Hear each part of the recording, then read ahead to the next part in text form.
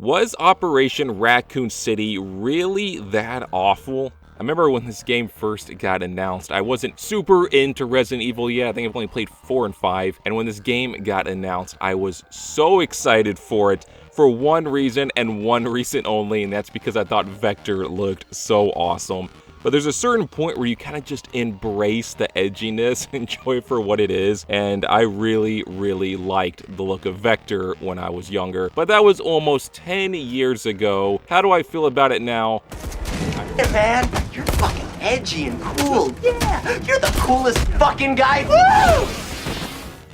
I still think Vector looks freaking awesome. I didn't get this game for 2 reasons. 1, because I didn't have money. And 2, it got really pooped on by a lot of people, especially critics. It was actually one of the lowest rated games on Metacritic that year back in 2012. Even Harry Potter Connect was rated higher. And I gotta say, really? Harry Potter Connect? I don't know about that one. Stupefy potato! Stupefy potato! Stupefy! Potato! So I ended up passing on it and never got around to playing it.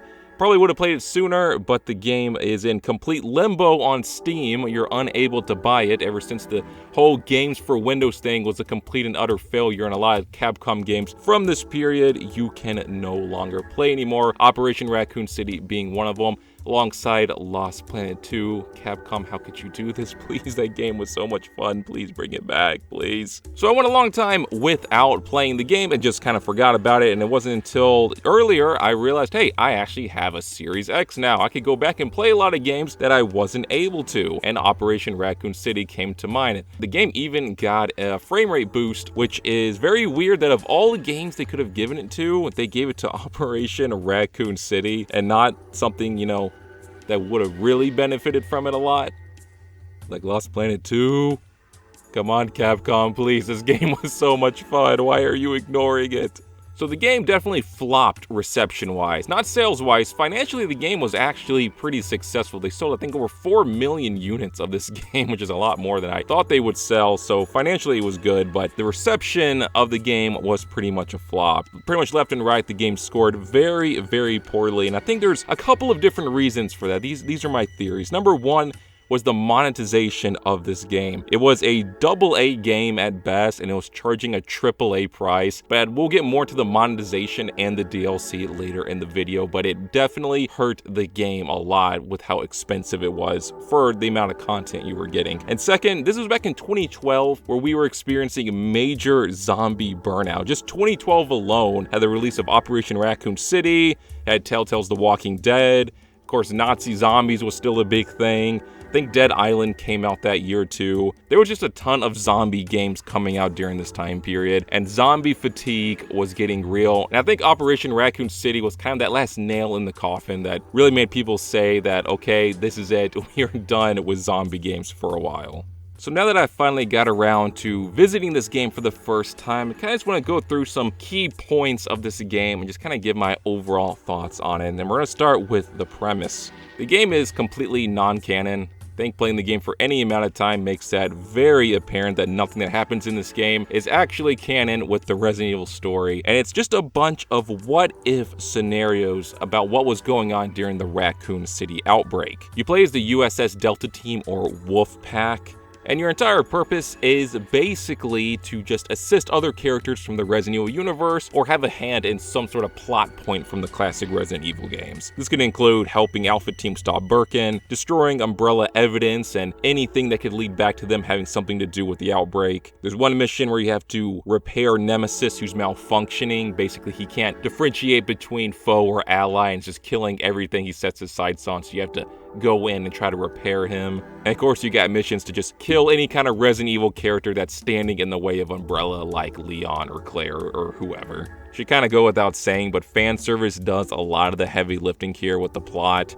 It's really not interesting at all, and it's just kind of the reminiscing and going back and seeing classic areas and classic characters that really moves the plot forward. It's not so much because you actually care about these characters or anything that's happening. You're just curious to see what sort of throwback they're going to throw at you next. And that's kind of a shame because the premise really isn't that bad. It's really cool to be able to play as the bad guys for once. And this idea about another team kind of going under the radar through Raccoon City and kind of seeing things from a more non-main character perspective and see how they kind of influence things under the radar. It's a cool idea. Honestly, I was completely down with this premise, and it's kind of unfortunate that it was executed kind of poorly, mostly because the characters just aren't interesting. The character designs, for the most part, are pretty cool. I like the way they look, but there is just virtually no personality to any of them. They barely have any dialogue. They barely say anything in the story. Basically, all that's happening is Command is just barking orders at you throughout the game, and you just do whatever they say, which is a real shame because this could have been a really interesting point of conflict as Delta Team maybe rises up against Umbrella or just has disagreements about things and kind of go their own way. And they do kind of dabble in this a little bit towards the end of the game, but it never really goes anywhere meaningful. And I thought it was a really missed opportunity with the story. That's pretty much all there is to really say about the plot, honestly. There really isn't that much to it. It could have been great, but they kind of dropped the ball. But hey, it is what it is. Let's talk about the gameplay though, because that's really what you're going to be spending most of your time doing and what you actually care about. So the flow of the game is really straightforward. You drop into a level and you just basically run and gun your way through it, shooting down everything in your path until it's dead. There's really not that much to this game. It's very, very simple, but I think there's sort of a beauty in the simplicity of it, that it's not overly complicated. You can just get in and go. It's really arcadey in that sense. It kind of reminds me a little bit of something like Metal Slug, where the game's not overly long, it's not overly complicated. Just get in, pick your character, and just have fun with it. It's really simple to just drop into a game and just start killing stuff. There's a little bit of customizing to your character. You have 6 characters to choose from, and you can choose your loadout. Each of the characters have their own unique active abilities. They have a couple of passives, and you can choose a primary weapon and a secondary handgun. But all this stuff is all just kind of extra as it gets to the meat and potatoes of it, which is just killing hordes and hordes of enemies with a few bosses thrown in. Like I said, the gameplay is very simple. It's just point and shoot. Just keep unloading bullets and mag dumping into enemies until they die. That's pretty much it. There's not a lot of sophisticated depth to the combat. You can go into cover. This doesn't really do much for zombies or BOWs. It's more to help you against the human enemies, but it really doesn't help that much because whenever you peek out to shoot, they can still hit you and they just have pinpoint accuracy most of the time, which makes the cover system kind of useless. You do have this dodge you can use. It's actually more like a dive, just kind of get out of the way. It's useful sometimes, but the recovery on it is just massive, so most of the time you'll find yourself dodging out of an attack, but can't get up and get away fast enough before they just hit you again. So it really wasn't all that useful. There are a few instances where you can use it, but overall, it doesn't really do much. Your best bet of defense is just outspacing them and just sprinting around them. But shooting stuff does feel pretty good though. Like there's a pretty good amount of feedback just clicking on heads and blowing stuff up, whether with grenades or with shotguns or snipers or whatever it is. There's a nice array of different weapons. Everything just feels pretty good and it's fun to just kill stuff, which if there was anything to get right, that's definitely one of them, since that's what you'll be doing for 95% of this game. There's also this like handgun auto aim thing you can do where if you hold down the switch weapons button, you can pull out your handgun and just kind of look around in 360 degrees and it'll auto snap on and auto fire onto enemies. It's kind of a weird feature and didn't really serve much of a purpose. It's usually easier and faster to just pull out your gun and just manually aim, but I'm not gonna lie, it feels pretty cool to use it. So in addition to just being able to point and shoot things, your character also has abilities. Each character gets 3 active abilities that they can choose from that's going to pertain to their character class and just kind of does something depending on their playstyle. So I played Vector, he's the recon class. So all of his active abilities have to do with being more stealthy, and other characters just have something similar, like the Assault class just gets like more damage buffs or more defense buffs. And in addition to these active abilities, you also have 2 passives that you can unlock and upgrade as well. And all of this just kind of complements their overall kit a little bit more. I think there was a missed opportunity here with the active abilities. You can only equip 1 at a time, which is a real bummer because it would have been cool to be able to use all 3 of them. Whenever you're selecting one, there's usually one that's clearly better than the rest of them. So you use that one and the 2 are just kind of forgotten about. I think it would have been nice if you could have all 3 at once, and it would have just given more options in battle and made characters and their kit just seem a little bit more unique to them. Melee combat, very straightforward. Just tap the button, whack the snot out of them. You do get brutal kills, which is if you stun an enemy and then you press the action button, you get a cool little cinematic kill. There's a few different ones and they're shared amongst the cast of characters. Again, they don't really serve any purpose, but they do look pretty sweet. Each character does get 1 unique brutal kill that's completely unique to their character. No one else has it. Again, does not really serve any purpose other than just to look pretty cool, and I'm not gonna lie, they do look pretty awesome. In addition to that, you can go up to zombies and grab them and use them as meat shields. Never saw this as a very viable option, never really found any use for it, but it is cool to have that option available to you, and you can always grab them and kick them into walls or other enemies to do more damage. Besides that, the only other part of the combat is the items and grenades. You can carry a first aid spray that you can use to heal yourself or your teammates. There's also a few different types of grenades you can use depending on the situation. And there's also the antiviral spray that you can use. This is kind of one of their unique gimmick items for the game. What you can do is your teammates or yourself can become infected, and when you are, your health slowly drains like a poison, and once it reaches 0, then you turn into a zombie and your teammates have to kill you. The only way to cure it is with an antiviral spray. Basically functions the same as a first aid spray, except this one just cures the infection, and that's pretty much the only purpose it serves. You can also use it to kill zombies too. Just another little extra thing you can use it for. And that's about it for the combat. Like I said, it's not a very sophisticated or very in-depth game. It's very straightforward, but I don't think that's a bad thing. Something can just be simple and straightforward, and that is okay. Yeah, nothing here is reinventing the wheel in any way, but it works well for what it wants to do, and it's just fun. It's a good turn your brain off and just enjoy it kind of combat. There are a lot of different things you can unlock and ways you can progress your character. This all comes in the form of experience that you use to unlock new weapons, new perks, and upgrading existing perks. And there's lots of different ways you can get experience. Obviously, just killing things gives you experience. Getting better grades at the end of the mission gives you more. Playing on higher difficulty levels gives you more experience. Getting collectibles gives you more experience, and there's definitely a lot of these. You have little data packets you can find, which these can come in the forms of CDs, VHS tapes, files. There is a ton of these throughout the game, at least a couple of hundred. There are cameras that you can destroy, which give you experience. These, again, I don't know how many there are, but there's at least a couple of hundred of these. They are everywhere. There are mascots you can find. There are typewriters you can find. And all these can be used to get experience and then upgrade your character. And this is where experience kind of falls into a little bit of a problem. It very quickly becomes useless. The game doesn't follow a linear progression of your character getting better. It's not like as you get more experience, your character gets a little bit stronger and a little bit stronger, a little bit stronger. It's just getting the perks that you want, getting the ability that you want, getting the weapon that you want, and then you're set for the entire rest of the game. And this really doesn't take that long to get your preferred loadout in the game. Probably by the second mission, you can already have your preferred loadout. And after this, you just start accumulating a ton of experience, but feel like there isn't anything you really need to buy, which is just a little unfortunate considering there is so many different ways to earn experience, and the game does reward you for going out of your way and playing well. And this is where I have to talk about the lack of being able to carry 2 primary weapons. It does make a big issue with this game. And that comes in the form of how the difficulty in this game is balanced. I have never played a game before that is somehow so overtuned and simultaneously completely undertuned. The difficulty is just all over the place. So the entire game is basically a three-way battle. You have to fight human enemies as well as zombies and BOWs, and of course both of them are fighting each other as well as you, so you kind of have this three-way battle going on. And the human enemies are just so ridiculously overtuned.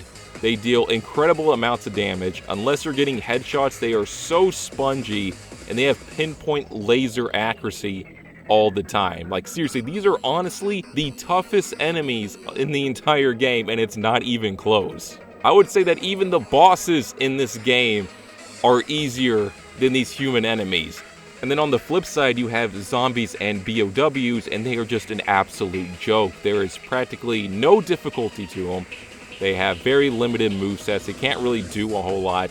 It's very easy to just outspace them and kill them before they get to you. But that being said, even though the zombies and the BOWs are significantly easier, they are way more fun to fight than the humans. Anytime you had to fight a human enemy, I kind of groaned a little bit because I just really didn't want to deal with it because I just found them more frustrating to fight than anything else. And you really do need the right weapon for the job. So like long-range precision weapons like snipers and precision rifles, they work really well for human enemies. In fact, I'd say they're borderline essential for being able to effectively deal with them. But of course, these precision weapons and snipers don't work as well against zombies, where they're a lot weaker, but there's a lot more of them. So you pretty much use precision rifles and snipers for humans and everything else for zombies.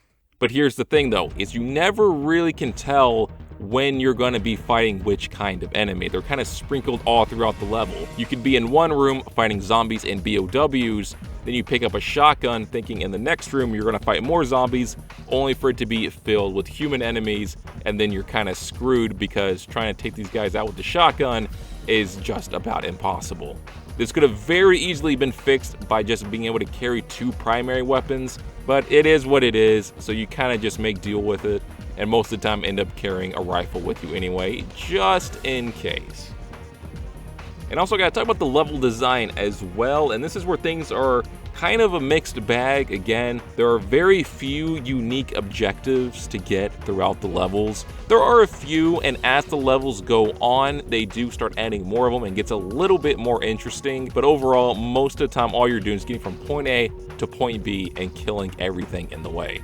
This kind of makes the levels all feel very samey and not really unique to each other, but they do get creative at times, and there are a few chaotic moments that I thought were pretty memorable. Probably one of my favorite ones though is when you're in a warehouse and you have to fight a whole bunch of tyrants. They just keep coming, and you're fighting a bunch at once, and then they start turning into super tyrants. That was a pretty cool level, and like I said, the things do get varied and more interesting as the game goes on. It's like the developers were starting to figure it out, but especially in the beginning and just overall, the level design, it's a little rough around the edges. But there is one level in particular that I think is just absolutely bizarre. It is one of the strangest experiences I ever had with the game, and that would be the last level, believe it or not. It doesn't really feel like a last level. The level before this one felt more like a last level. That's when Nest is exploding and you're trying to escape, and it ends with a super tyrant fight on the elevator.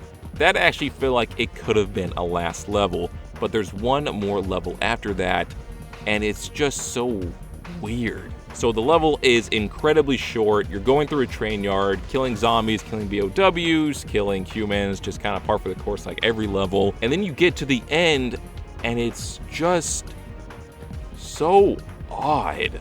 So you catch up to Leon, which up until this point, your entire purpose was to hunt him down and kill him. So you catch up to him, and suddenly the game gives you a choice of defending Leon or killing him. This is so weird because never before did the game give you an option to ever pick anything, and now suddenly in the last minute of the game, they're going to give you an option to pick something. And on top of that, the choices don't even make any sense. For like half the game, you're trying to hunt down Leon, and then you catch up to him, and suddenly it gives you the option of defending him? Why?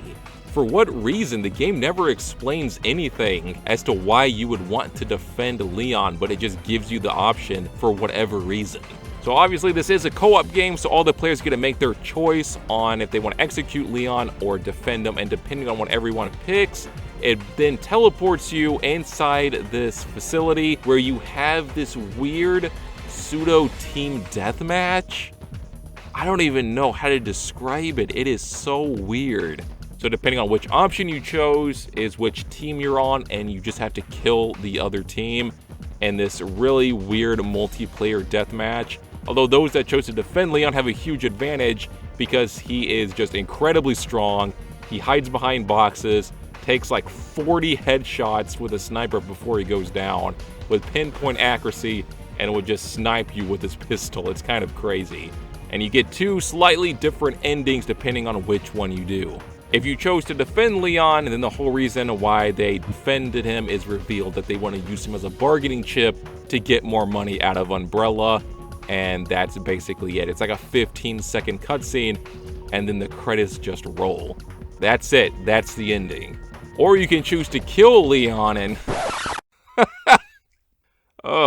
Oh man, I think it's worth it just for that shot alone. The shot of Leon just lying there dead is just hilarious, and that alone makes this ending worth it. You execute Claire, and then you kidnap Sherry and bring her back to Umbrella. It's another 15-second cutscene, and then the credits just roll. And that's it. That's the game. It's over. It's done. That is how they choose to end this game. So there was a whole multiplayer component to this game. I never dabbled with it, and I never will. But this entire last level just feels like it's supposed to be a weird tease for the multiplayer. Like you're supposed to do this weird pseudo deathmatch and be like, whoa, man, that was fun. Wow, I really want some more of that. It's just weird. I don't know. I can't really describe it, but it feels like a demo that they're trying to sell you on the multiplayer. It's so odd. And I also can't talk about this game without also talking about the AI. Specifically, its pathfinding. It's kind of retarded. It doesn't really know what it's doing half the time.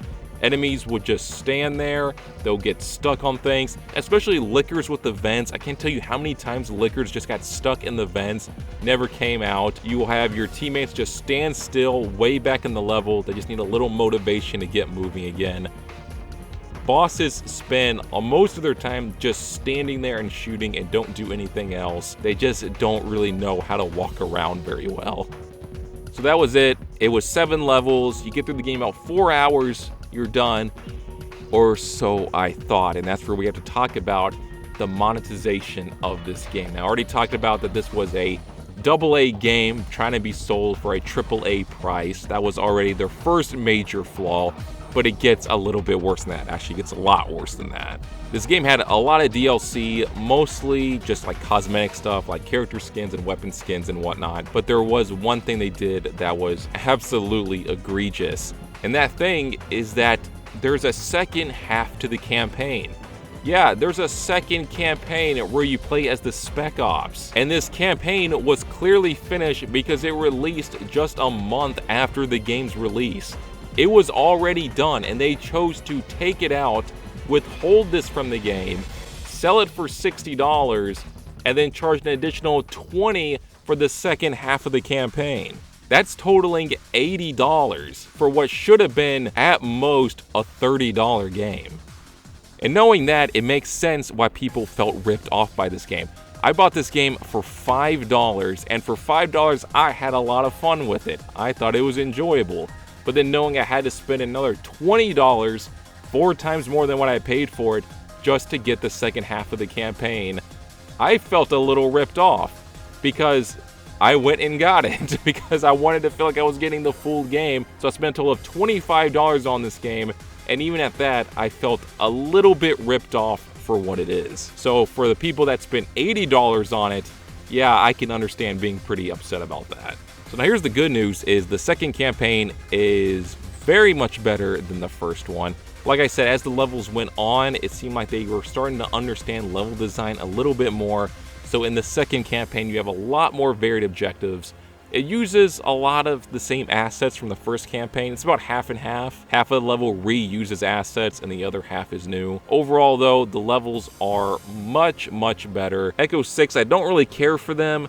Their personality is just as lifeless as Delta Team. The only difference is that Delta Team actually looked cool, but Echo 6 looks really lame. You look at Delta Team and you have cool designs like Vector, and then you have Echo 6 and you have Tweed. Much of the game pretty much plays the same though. Go through the levels, you kill some zombies, you kill some BOWs. There's an actual last level now. The last level feels a little bit more like an ending to a game, and it actually has a final boss. Probably the best boss in the game. I would say he's just very okay overall, but at least there feels like an actual conclusion, a climax to the end this time, which the first campaign didn't have. So I can at least say that the second campaign is noticeably better than the first. So I know throughout this video, it may seem like I've been pretty negative about this game, and that's true that there is a lot of rough patches with Operation Raccoon City. It does struggle with a lot of things, but honestly, the game in a weird way is kind of awesome.